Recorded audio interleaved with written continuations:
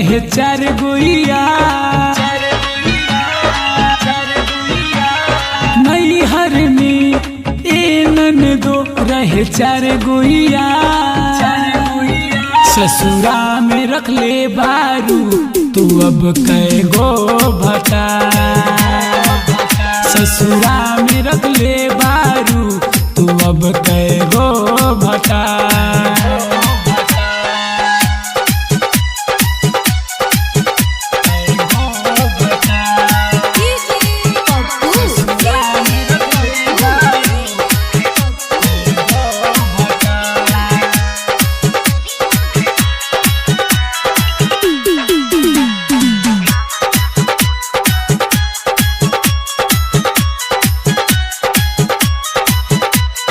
घूमी घूमी खात रहू चौक पर के चौमी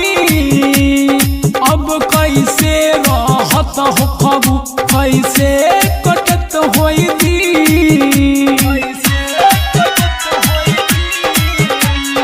घूमी घूमी खात रहू चौक पर के चौमी अब कैसे रहत हो खबू कैसे कटत होई दी कैसे के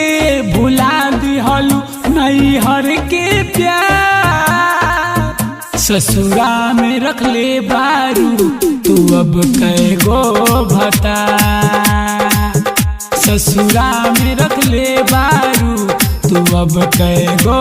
भटा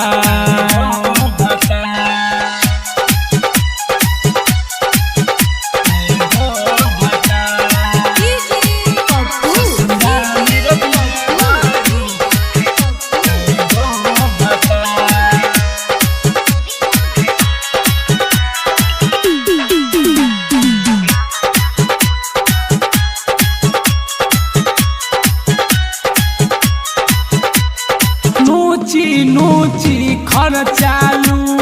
लिहलू डबलू के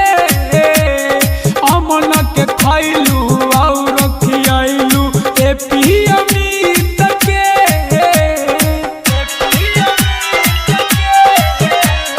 नोचत नोचत खर्चालू लिहलू डबलू के अमन के खैलू और खियालू ए पियमित के नैहर के खैबे कैलू कई दिन खियलक भता